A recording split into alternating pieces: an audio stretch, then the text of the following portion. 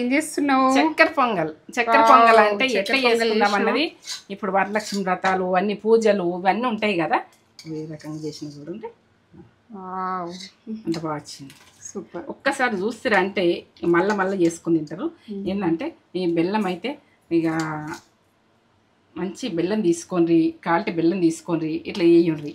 ఎందుకంటే మనము ఏ టైంలో ఏమి వేయాలి, ఏ టైంలో ఎట్లా వేయాలా అన్నది చక్కెర పొంగల్ అన్నది మీకు పర్ఫెక్ట్ చూపించిన, పర్ఫెక్ట్గా చేసుకోండి. ఇక నేనైతే కొలతలతో సహా చెప్పిన కాబట్టి మీరు మంచిగా చేసుకుంటారు అనుకుంటున్నా. నేను చేసుకొని మంచిగా లైక్, కామెంట్, సబ్స్క్రైబ్ పక్క కొలతలతో చెప్పిన. ఫ్రెండ్స్ అండ్ ఫ్యామిలీకి పంపిండ్రు. వరలక్ష్మి వ్రతాలు చేసుకుంటారు, పూజలు చేసుకుంటాము, ఎన్నో ఉంటాయి.